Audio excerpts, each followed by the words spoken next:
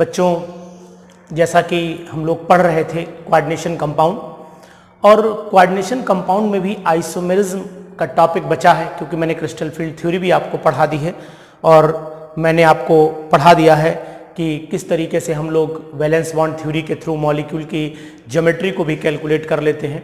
तो अब हमारा जो टॉपिक है वो हमारा टॉपिक है आइसोमेरिज्म इन कोऑर्डिनेशन कंपाउंड्स, यानी कोऑर्डिनेशन कंपाउंड में आइसोमेरिज्म क्या होती है। तो आज का टॉपिक हमारा है आइसोमेरिज्म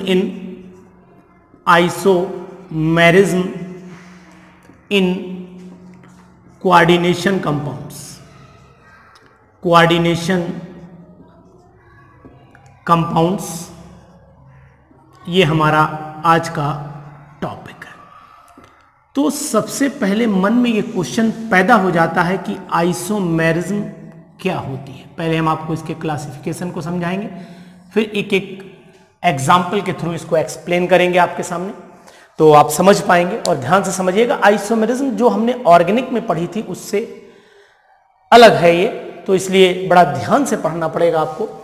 आइसोमेरिज्म का मतलब तो यही था, आइसो मतलब सेम, मेरोज मीन्स पार्ट्स, यानी कि मॉलिक्यूलर फार्मूला या पार्ट्स बोले तो जिन कंपाउंड्स का मॉलिक्यूलर फार्मूला तो सेम रहता है लेकिन उनकी फिजिकल और केमिकल प्रॉपर्टीज वेरी कर जाती हैं, अलग हो जाती हैं, ऐसे कंपाउंड्स कहलाते हैं आइसोमर्स, और ये फिनोमिना कहलाता है isomerism. Compounds having same molecular formula but differ in their physical and chemical properties are called isomers, and this phenomena is known as isomerism. अब ये आइसोमेरिज्म कोऑर्डिनेशन कंपाउंड्स की है, इसको हम लोग वैसे ही डिवाइड करते हैं जैसे हमने ऑर्गेनिक में डिवाइड किया था। आइसोमेरिज्म दो टाइप की होती है, पहली होती है स्ट्रक्चरल आइसोमेरिज्म, और दूसरी होती है, आप जानते हैं, स्टीरियो आइसोमेरिज्म। तो हमारे पास आइसोमेरिज्म के दो पार्ट हुए, स्ट्रक्चरल और स्टीरियो। अब बच्चों क्वेश्चन ये तैयार है कि स्ट्रक्चरल आइसोमेरिज्म क्या होती है और स्टीरियो आइसोमेरिज्म क्या होती है। तो ये आपने पहले भी पढ़ा है, 11th में भी पढ़ा है, जानकारी है आपको कि स्ट्रक्चरल आइसोमेरिज्म में कंपाउंड्स का मॉलिक्यूलर फार्मूला तो सेम रहता है लेकिन उनके स्ट्रक्चर वेरी कर जाते हैं, स्ट्रक्चर में डिफरेंस आ जाता है। तो ये कितने टाइप की है वो भी मैं आपको दिखाता हूं। सबसे पहले है आयोनाइजेशन आइसोमेरिज्म, दूसरी हो जाती है आपकी लिंकेज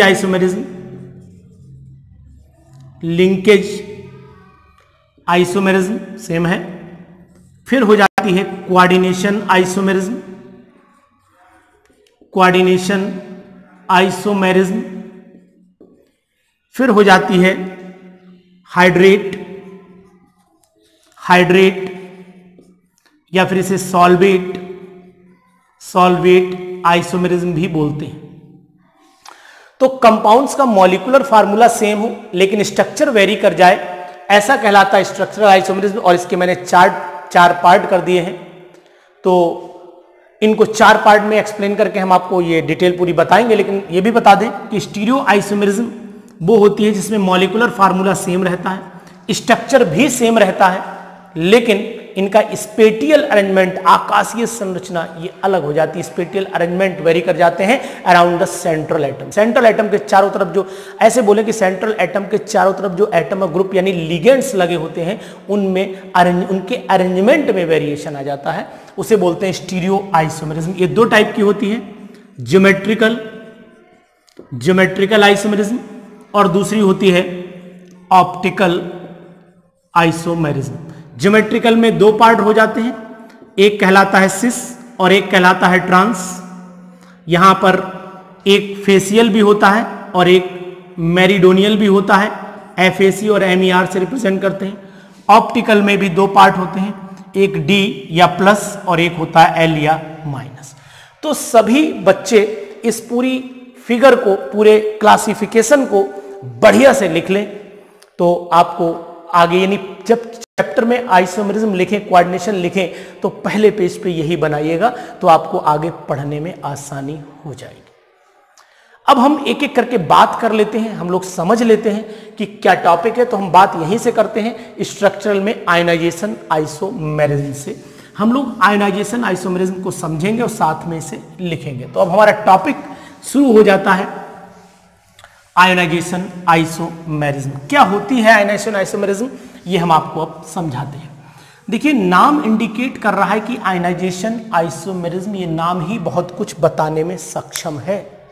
क्या बता रहा है कि कंपाउंड्स का मॉलिक्यूलर कोऑर्डिनेशन, कंपाउंड्स में मॉलिक्यूलर फार्मूला तो सेम रहेगा, लेकिन जो काउंटर आयन है, यानी कि जो कोऑर्डिनेशन स्फीयर के बाहर जो आयन होते हैं वो चेंज हो जाते हैं। तो compounds having same molecular formula but differ in their counter ion, यानी कंपाउंड का मॉलिक्यूलर फार्मूला तो समान रहता है, सेम रहता है, लेकिन उनके काउंटर आयन और जो अंदर लिगेंड है उनमें एक्सचेंज हो जाता है।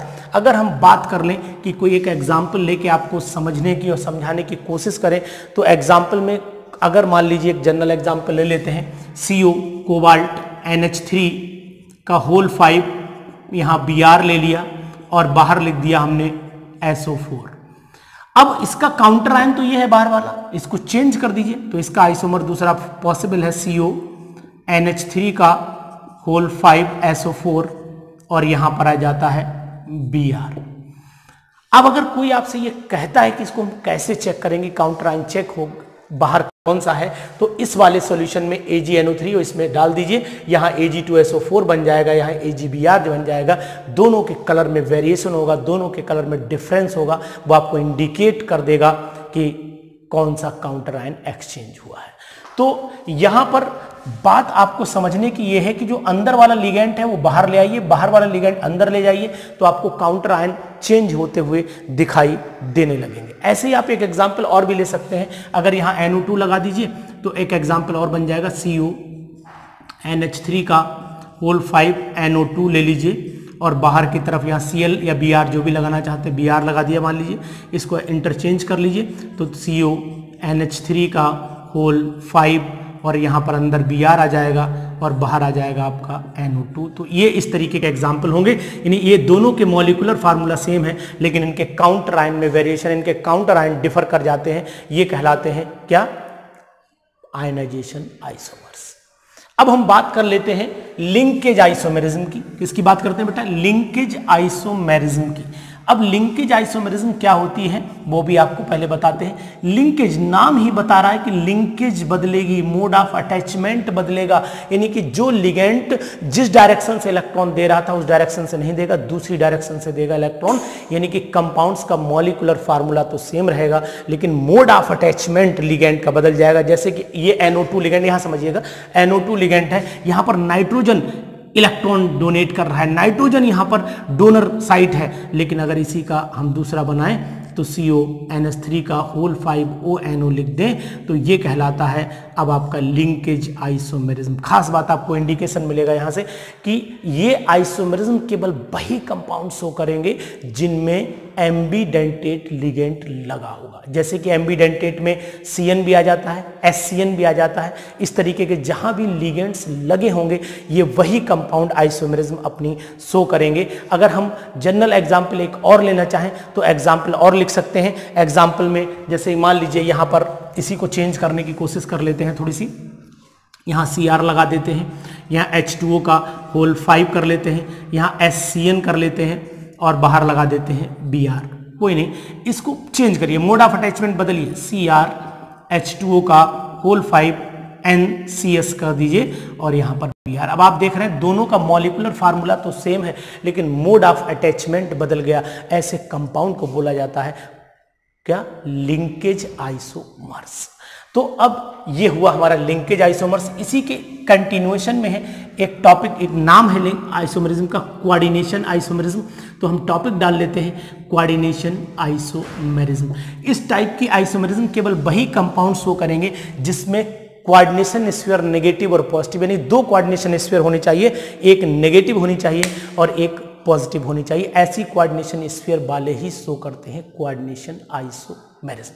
कोऑर्डिनेशन आइसोमेरिज्म में अगर हम बात कर लेते हैं तो क्या होता है, पहले समझाते हैं आपको। फिर Cr NH3 का होल 6 और यहाँ CO Cn का होल 6, यानी कंपाउंड्स का मॉलिक्यूलर फार्मूला तो सेम रहता है, कंपाउंड्स का मॉलिक्यूलर फार्मूला तो सेम रहता है, लेकिन जो लिगेंड्स हैं वो एक्सचेंज हो जाते हैं, लिगेंड्स बदल जाते हैं, सेंट्रल मेटल को जो इलेक्ट्रॉन डोनेट कर रहे हैं बदल जाएंगे, यानी कि Cr यहाँ Cn का होल 6 हो जाएगा और यहाँ पर हो जाएगा CONH3 का होल 6, यानी कंपाउंड्स का दोनों का देखिए मॉलिक्यूलर फार्मूला तो सेम है, लेकिन लिगेंड्स एक्सचेंज हो गए बिटवीन द किसमें, कोऑर्डिनेशन स्फीयर्स, यानी कोऑर्डिनेशन स्फीयर्स में लिगेंड्स का अटैचमेंट बदल जाता है, ऐसे को बोलते हैं कोऑर्डिनेशन आइसोमेरिज्म। इसमें कोई और भी लिगेंड्स हो सकते हैं, कोई दिक्कत वाली बात नहीं है, जैसे ऑक्सिलेट आयन के थ्रू भी बदल सकते हैं, अमोनिया के थ्रू बदल सकते हैं, जैसे कि अगर मान लीजिए यहीं पर इसी में चेंज करने की कोशिश करें, एक एग्जाम्पल तो आपके सामने ये हो गया, दूसरा एग्जाम्पल भी यहाँ हो सकता है C2O4 यानी ऑक्सिलेट आयन का होल थ्राइस, ये हो सकता है ना, इसके ऊपर यहाँ पर, लेकिन आपको हाँ ये पॉजिटिव नेगेटिव होगा, कोई दिक्कत, कोई चेंज नहीं करना पड़ेगा। अब यहाँ पर CO के साथ में आ जाएगा NH3 का होल 6 और यहाँ पर आ जाएगा Cr के साथ में C2O4 का होल 3, यानी कंपाउंड्स का मॉलिक्यूलर फार्मूला तो सेम है, देखिए ध्यान से, कंपाउंड्स का मॉलिक्यूलर फार्मूला सेम है, लेकिन लिगेंड एक्सचेंज हो गए, यहाँ अमोनिया था ऑक्सिलेट हो गया, यहाँ पर ऑक्सिलेट था अमोनिया हो गया, दोनों में लिगेंड में चेंजिंग आ जाती है। लेकिन कुछ बच्चों के साथ ऐसा देखा गया, कुछ एग्जाम्पल ऐसे देखे गए, बच्चे कहते हैं सर मान लीजिए दोनों में मेटल सेम है, अब उस कंडीशन में क्या होगा जब मेटल सेम हो जाएंगे, यानी अगर मेटल सेम है तो हम उस कंडीशन में क्या करेंगे, कैसे निकालेंगे इनके कोऑर्डिनेशन आइसोमर्स। मान लेते हैं कि एग्जांपल ले लेते हैं, यहाँ पर हमने Pt ले लिया, यहाँ पर हमने NH3 का होल 4 ले लिया, यहाँ पर भी हमने Pt ले लिया, यहाँ Cl4 ले लिया। अब ये बताइए दोनों का मॉलिक्यूलर फार्मूला सेम है, दोनों में मेटल आयन चेंज सेम है, ऐसे में Cl यहाँ लगा दो, अमोनिया वहाँ लगा दो, कंपाउंड्स तो वही रहा। तो ऐसी सिचुएशन में चेंज होने का चांस फिर घट जाता है, कैसे करेंगे, इस टाइप के कंपाउंड्स में हम लोग आइसोमेरिज्म कैसे निकालेंगे, ये चीज़ भी जानना आपको जरूरी है। तो हम ऐसा कर लेते हैं कि यहाँ पर लिखते हैं Pt, यहाँ पर लिखते हैं NH3 का होल ट्वाइस कर देते हैं, या होल थ्राइस भी ले सकते हैं, होल ट्वाइस, यहाँ Cl2 कर लेते हैं, यानी कि 2 Cl इधर ले आइए, और ऐसे केस में इस 2 को वहाँ जाने दीजिए, यानी कि होल थ्राइस, और नहीं 2 नहीं ला सकते क्योंकि वेरिएशन फिर सेम हो जाएंगे, यहाँ पर होल थ्राइस लाइए और यहाँ एक Cl लाइए, और यहाँ पर Pt, सॉरी यहाँ Pt लिखना था, Pt, और यहाँ पर आपका आ जाएगा Cl3 और यहाँ एक NH3। तो इस तरीके के कंपाउंड्स हो सकते हैं किसके केस में, जब मेटल सेम, यानी मेटल अगर सेम है तो लिगेंड एक उधर ले जाइए एक इधर ले आइए, ऑटोमेटिक कंपाउंड्स का मॉलिक्यूलर फार्मूला सेम रहेगा और ये कोऑर्डिनेशन स्फीयर अब बदल जाएंगे। इस कोऑर्डिनेशन स्फीयर में 3 अमोनिया 1 क्लोरीन, यहाँ 3 क्लोरीन 1 अमोनिया है। इससे पहले मैं लगा कर रहा था 2 और 2, तो फिर सेम हो जाता है, इसलिए मैंने वो चेंज नहीं किया। तो कंपाउंड्स का मॉलिक्यूलर फार्मूला सेम रहे लेकिन कोऑर्डिनेशन स्फीयर वेरी कर जाए तो ऐसे कंपाउंड्स कहलाते हैं कोऑर्डिनेशन आइसोमर्स। अब हमारे सामने टॉपिक है सॉल्वेट या हाइड्रेट आइसोमरिज्म। कंपाउंड्स का मॉलिक्यूलर फार्मूला तो यहाँ भी सेम रहेगा लेकिन उसमें जो नंबर ऑफ वाटर मॉलिक्यूल है वो वेरी कर जाएंगे बाहर, कोऑर्डिनेशन स्फीयर के बाहर और अंदर। यानी अगर हम एग्जाम्पल लेके बात करें तो CrH2O का होल 6 और बाहर है Cl3। तो कंपाउंड्स का मॉलिक्यूलर फार्मूला सेम रहे तो यहाँ CrH2O का होल 5 Cl ले लें और बाहर कर दें हम Cl2 और एक वाटर भी बाहर दे दें H2O। एक पॉसिबिलिटी और है CrH2O का होल 4 कर दें और यहाँ लिख दें हम लोग Cl2 और बाहर Cl.2H2O कर दें। तो कंपाउंड्स का मॉलिक्यूलर फार्मूला, ये कि मॉलिक्यूलर फार्मूला Cr यहाँ 1 है, यहाँ भी 1 है, H2O 6 है, 5 1 1 1 6। तो यानी कंपाउंड्स का मॉलिक्यूलर फार्मूला तो सेम रहे, समान रहे, लेकिन जो वाटर मॉलिक्यूल है वो नंबर ऑफ वाटर मॉलिक्यूल बाहर और अंदर क्या हो जाने चाहिए, बदल जाने चाहिए। ये कहलाते हैं सॉल्वेट और हाइड्रेट। हाइड्रेट मीन्स वाटर का एक्सचेंज हो रहा है, वाटर मॉलिक्यूल्स के नंबर में वेरिएशन आ रहा है बाहर और अंदर, तो इसी को बोलते हैं सॉल्वेट और हाइड्रेट आइसोमरिज्म। तो ये हुआ हमारा टॉपिक स्ट्रक्चरल आइसोमरिज्म। अब हम लोग बात करते हैं स्टीरियो आइसोमरिज्म के बारे में। क्या होती है स्टीरियो आइसोमरिज्म, इसको भी समझना जरूरी है। कंपाउंड्स का मॉलिक्यूलर फार्मूला सेम रहता है, स्ट्रक्चरल फार्मूला भी सेम रहता है, लेकिन बदल जाते हैं उनका स्पेटियल अरेंजमेंट, यानी स्पेटियल अरेंजमेंट वेरी कर जाता है। कैसे वेरी करता है, उसके लिए 2 टाइप की आइसोमरिज्म बनाई गई हैं। पहली बनाई गई जिसका नाम है ज्योमेट्रिकल आइसोमरिज्म और दूसरी बनाई गई है ऑप्टिकल आइसोमरिज्म। तो अब हम लोग ज्योमेट्रिकल की पहले बात करें कि ज्योमेट्रिकल आइसोमेरिज्म होती क्या है। नाम इंडिकेट कर रहा है कि कंपाउंड्स का मॉलिक्यूलर फार्मूला तो सेम रहना चाहिए, लेकिन मॉलिक्यूल की ज्योमेट्री बदल जानी चाहिए, यानी कि ज्योमेट्री जो पहले थी वो बाद में नहीं। कंपाउंड्स का मॉलिक्यूलर फार्मूला और स्ट्रक्चर दोनों समान आने चाहिए। तो ऐसे केस में हम लोग क्या कर लेते हैं वो आपको दिखा देते हैं। अब यहां पर क्या है कि इसमें दो टाइप है, ज्योमेट्रिकल आइसोमेरिज्म, हेडिंग बना लेते हैं, ज्योमेट्रिकल आइसोमेरिज्म। ज्योमेट्रिकल आइसोमेरिज्म ये हमने दो टाइप की बताई, एक्सिस और ट्रांस, लेकिन उसमें भी एक कैटेगरी है geometrical isomerism in square planar complexes. यानी स्क्वायर प्लेनर कॉम्प्लेक्सेस में ज्योमेट्रिकल आइसोमेरिज्म क्या होगी, यानी जो कॉम्प्लेक्स उसका जो शेप है वो स्क्वायर होना चाहिए, यानी ये होना चाहिए। मेटल यहां पर बैठा हुआ है और यहां पर लगे हैं हमारे एक्स, यहां पर वाई। तो अब आपको सेम ग्रुप सेम साइड दिख रहा है, यानी सिर्फ एक्स एक तरफ है, वाई एक तरफ है, यानी ये सिस फॉर्म कहलाएगी। और अगर इसी को हम ऐसे कर दें, एक स्क्वायर बनाएं, यहाँ पर m रख देते हैं, यहाँ पर ऐसे रख देते हैं, यहाँ पर x बना दिया, यहाँ x, यहाँ पर y, यानी अब ये ट्रांसफॉर्म कहलाएगी। तो कंपाउंड्स का मॉलिक्यूलर फार्मूला तो सेम रहना चाहिए, लेकिन दोनों के जो यानी कि जो स्ट्रक्चर है वो भी सेम रहने चाहिए, लेकिन क्या होता है कि उनका जो ज्योमेट्री है बदल जानी चाहिए। ज्योमेट्री कैसे बदल रही है देख रहे हैं आप, दोनों तरफ x आए, दोनों तरफ y आए, यहाँ पर x और y, यानी कि अगर सेम ग्रुप सेम साइड में है तो सिस फॉर्म कहलाती है, सेम ग्रुप अपोजिट डायरेक्शन में चले जाते हैं तो वो कहलाता है ट्रांसफॉर्म। अब इसी में अगर हम एग्जाम्पल से लेकर के आपसे बात कर लें तो यहाँ पर हमने लिखा Pt, यहाँ लिखा Cl2, यहाँ लिख देते हैं मान लीजिए NH3 का होल ट्वाइस।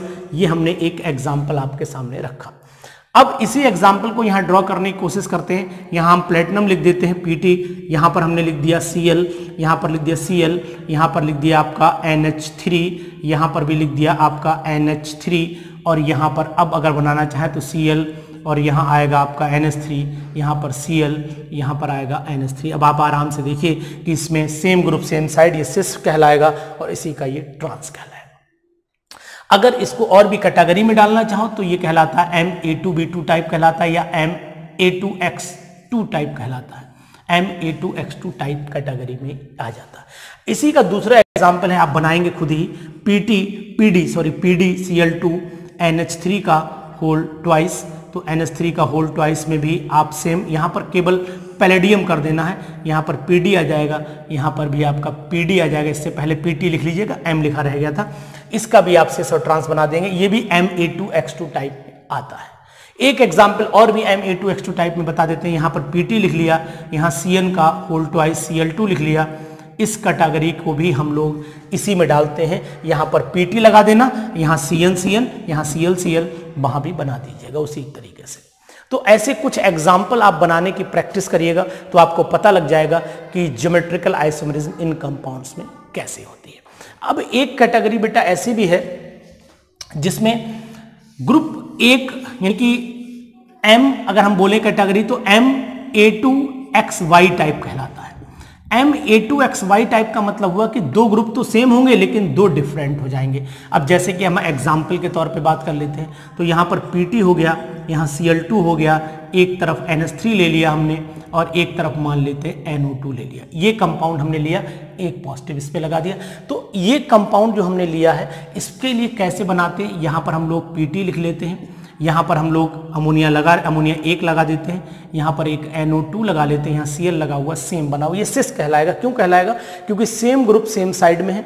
जो लीस्ट ग्रुप है, जो नंबर में ज़्यादा है, समान है, उनको एक तरफ ले लीजिए। अब इनको पलट दीजिए, यहाँ पर NO2 बना लीजिए, ये आपका ट्रांसफॉर्म कहलाएगा। यहाँ पर Pt लगा दिए तो कंपाउंड्स का मॉलिक्यूलर फार्मूला सेम रहा।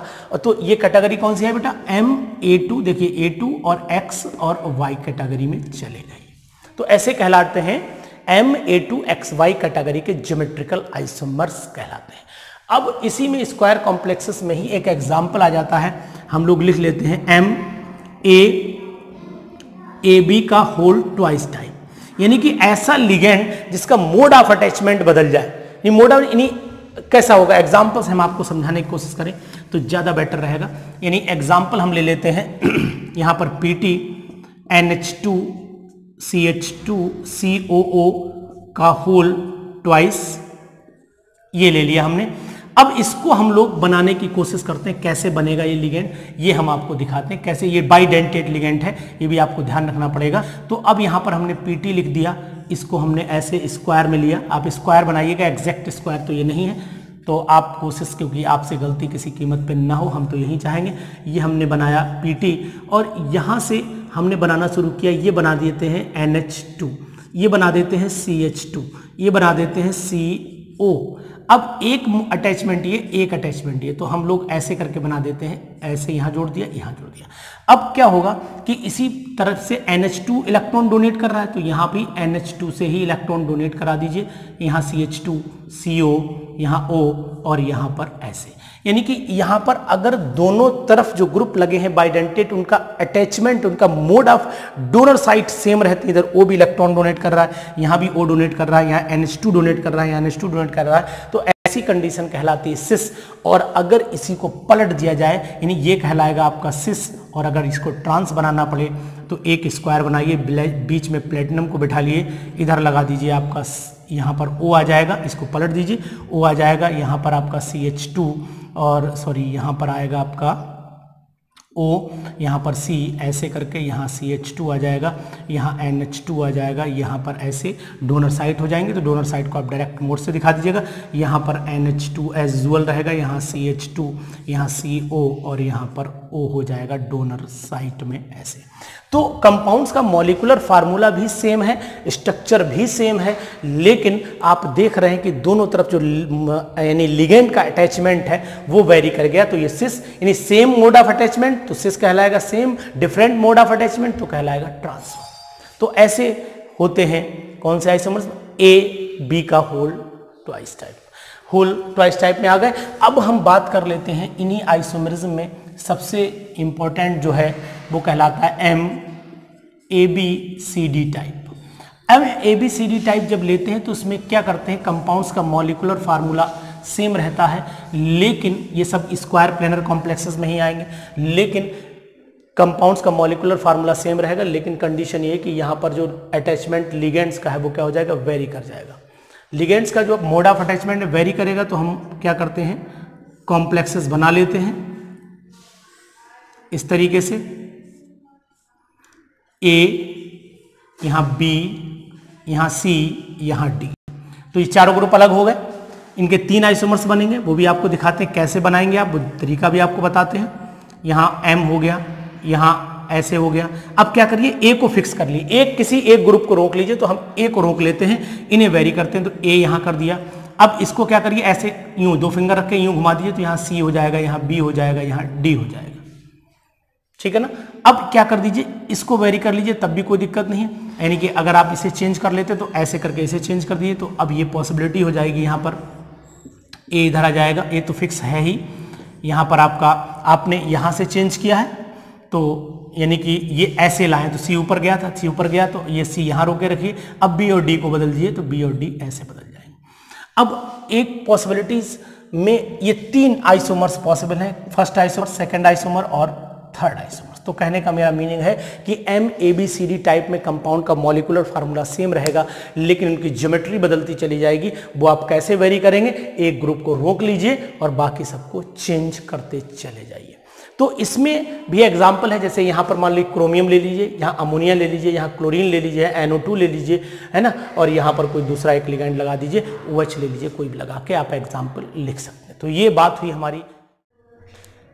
तो हमारा टॉपिक जो है वो इसके बाद है, जो हमने अभी स्क्वायर प्लेनर कॉम्प्लेक्सेस में ज्योमेट्रिकल, तो ज्योमेट्रिकल आइसोमेरिज्म इन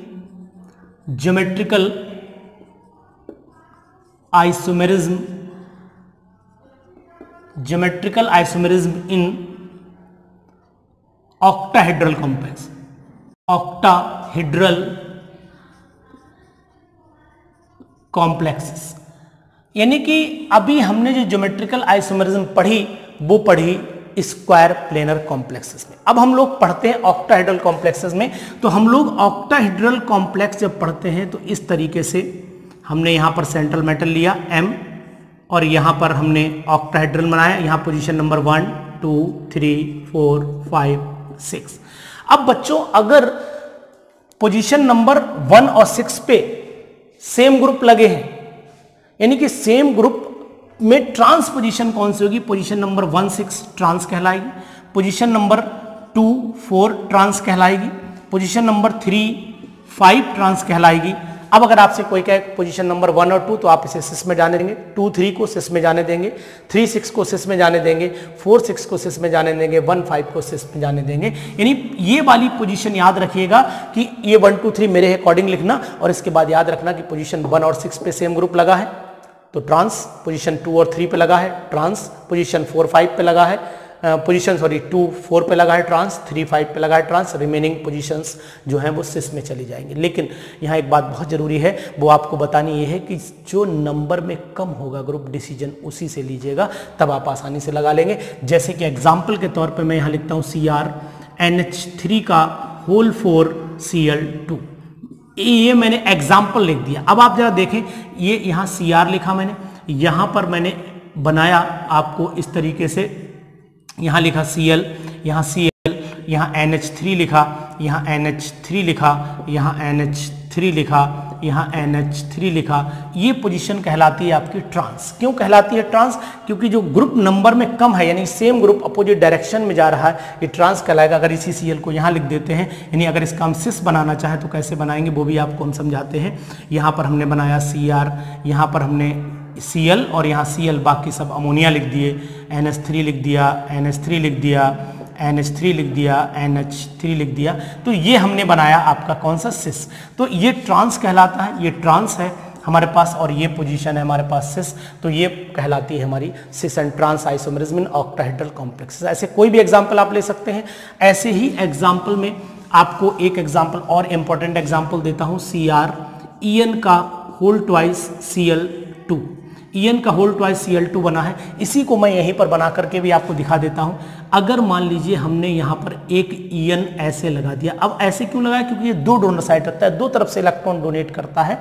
ऐसे ही एक En यहाँ पर लगा दे तो अब आप देखिए जरा, ये ट्रांस है क्योंकि सेम ग्रुप अपोजिट डायरेक्शन में लगे हुए, एक En इधर एक En इधर, ये Cl इसके ठीक सामने। अब यहीं पर ये बाइडेंटेड लिगेंड के लिए है। अगर इसी का हम सिस बनाने की कोशिश करें तो सिस कैसे बनेगा वो भी आपको बना करके दिखा देते हैं। यहाँ पर हमने En लगा लिया एक साइड, En लगा लिया एक साइड, यहाँ दोनों Cl लगा दिए, ये कहलाता है सिस फॉर्म। तो ऐसे ही एग्जाम्पल हैं ऑक्टाहेड्रल कॉम्प्लेक्सेस के जो आप आसानी से बना सकते हैं। तो पोजीशन का नाम जरूर याद रखिएगा, 1 6 यहाँ पर जो बनाई थी हमने 1 6 2 4 3 5, ये पोजीशन ट्रांस में रहेंगी, बाकी पोजीशन सिस में रहेंगी। तो ये कहलाती है geometrical isomerism in octahedral complexes. अब हम लोग कंपाउंड्स का मॉलिक्यूलर फार्मूला तो सेम रहता है, लेकिन जो स्ट्रक्चर है वो भी सेम रहता है, लेकिन action towards plane polarise light बदल जाता है। यानी कि प्लेन पोलराइज लाइट अगर उनमें से पास की जाए तो या तो वो क्लॉकवाइज रोटेट करवाएंगे या फिर एंटी क्लॉकवाइज, ऐसे कहलाते हैं plane polarise light active substance या फिर ऑप्टिकली एक्टिव सब्सटेंस कहलाते हैं, और ये फिनोमिना बन जाता है ऑप्टिकल आइसोमेरिज्म। इसमें एक चीज ध्यान रखने वाली है, वो ये है कि अगर हमारा ये हाथ इसके ऊपर सुपर इम्पोज कर रहा है, इसकी अगर मिरर इमेज इसके ऊपर सुपर इम्पोज कर रही है तो फिर ये ऑप्टिकली एक्टिव नहीं होगा। लेकिन अगर ये सुपर इम्पोज नहीं करती है, यानी कि नॉन सुपर इम्पोजेबल है, तब वो कहलाता है ऑप्टिकली एक्टिव कंपाउंड। तो कंपाउंड्स का molecular formula same, structural formula same रहेगा, लेकिन प्लेन पोलराइज लाइट के अगेंस्ट जो एक्शन है वो वेरी कर जाएगा, और उनकी जो मिरर इमेज है वो सुपर इम्पोज नहीं करेगी, मीन्स नॉन सुपर इम्पोजेबल रहेगी around the central metal atom. ये आपको ध्यान रखना पड़ेगा। तो यहां पर मैं एग्जाम्पल से आपको समझाने की कोशिश करूंगा, आप समझने की कोशिश करिएगा। जैसे कि मान लीजिए मैंने एग्जाम्पल अभी लिया था CrEn का होल ट्वाइस Cl2, मैंने यही एग्जाम्पल अभी लिया था ज्योमेट्रिकल में, यही एग्जाम्पल मैं ऑप्टिकल में आपको समझाने की कोशिश करूंगा। यहां पर क्या होगा कि अब हम यहां पर Cr लिख लेते हैं, ये Cr लिख लिया, ये Cr है, ठीक है ना। इस Cr में ही हमने क्या काम किया, ये ऐसे बनाए, एक En इधर जोड़ा, एक En इधर जोड़ा, Cl यहां जोड़ा, Cl यहां जोड़ा। इसका अगर हम मिरर इमेज बनाते हैं तो मिरर इमेज आप देखिए, ये मिरर लगाया मैंने, ये कहलाता है क्या, एक सिस फॉर्म था ज्योमेट्रिकल का, ध्यान दीजिएगा सिस फॉर्म है ज्योमेट्रिकल का, लेकिन इसी का सिस ऑप्टिकली एक्टिव कैसे हो जाता है, इसको हम लोग ऐसे बना लेते हैं, यहां हमने बनाया CR, यहां हमने ऐसे लाइन खींची। अब हम लोग क्या करते हैं, इसका ऐसे EN इधर लाते हैं, इसका EN ऐसे लगाते हैं, CL इधर, CL इधर। अब आप जरा बोर्ड पे देखिए कि अगर इसका उठा के इसके ऊपर रखें, इसके स्ट्रक्चर को इसके ऊपर रखें तो ये सुपर इम्पोज नहीं करेगा, मीन्स ढकेगा नहीं। जैसे मेरा हाथ इसे ढक रहा है तो ये कहलाता है सुपर इम्पोज, और इसको उठा के इसके ऊपर रखने की कोशिश करिए तो ये ढकेगा नहीं, मतलब नॉन सुपर इम्पोजेबल है, मतलब ऑप्टिकली एक्टिव है। तो ऐसे कंपाउंड्स हो जाते हैं ऑप्टिकली एक्टिव। एक एग्जाम्पल मैं आपको और देता हूं, इसको बना लीजिएगा। एक एग्जाम्पल भी आपको और देता हूं, जैसे ये एग्जाम्पल है थ्राइस वाला, यानी CR EN का होल थ्राइस। तो यानी इस वाले एग्जाम्पल में हमने EN यहाँ लगा दिया, यहीं पर मैंने यहाँ 3 पॉजिटिव लगा दिए। अब इसका मिरर इमेज अगर आप देखें तो मिरर इमेज ये बनता है, इस तरीके का बनेगा। कौन सा कंपाउंड, ये आपका ऑप्टिकली एक्टिव है, इसको उठा के ऊपर रखिए कभी नहीं ढक पाएगा, ये तो कहलाता है ऑप्टिकली एक्टिव। ऐसे ही एग्जाम्पल और भी हो सकते हैं, CO ले लें, कोबाल्ट ले लें, OX का होल थ्राइस ले लें, यहाँ पर 3 नेगेटिव लगा देते हैं तो यहाँ 3 नेगेटिव हो गए। अब यहाँ पर वही सेम कंडीशन है, अब आप समझ चुके होंगे, OX लगा लेते हैं, यहाँ पर भी OX,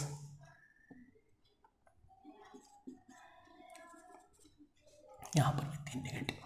तो ये हमने बहुत सारे एग्जाम्पल दिए आपको ऑप्टिकल आइसोमेरिज्म के। ऑप्टिकल आइसोमेरिज्म में खास बात वही है कि मिरर इमेज सुपर इम्पोज नहीं करनी चाहिए अगर इसके ऊपर रखते हैं। ऐसे बहुत सारे एग्जाम्पल और भी हो सकते हैं। तो ये था हमारा टॉपिक आइसोमेरिज्म से रिलेटेड। मैंने कोऑर्डिनेशन कंपाउंड्स की आइसोमेरिज्म को आपको बताया कि कौन कौन सी कैटेगरी है, कौन से टाइप है, क्या होते हैं इसके एग्जाम्पल्स। ऐसे बहुत सारे और भी एग्जाम्पल हैं जिनको आप बुक की मदद से पढ़िएगा। तो जरूर इसको आइसोमेरिज्म को ध्यान से और लिख करके डायग्राम को बना करके प्रैक्टिस करिएगा। मैंने कोशिश यही की है कि दोनों लैंग्वेज में आपको एक्सप्लेन किया जाए जिससे कि आप आसानी से समझ जाएं, आपके माइंड में इसका सेटअप हो जाए। यानी कोऑर्डिनेशन कंपाउंड थोड़ा सा तो टिपिकल टॉपिक है, लेकिन अगर इसको बार बार आप पढ़ेंगे तो मेरी ये बिल्कुल उम्मीद है कि आप 100% इसमें समझ जाएंगे, इसे आसानी से समझ जाएंगे। तो इसलिए इस वीडियो को देख करके समझने की कोशिश करिएगा। Thank you.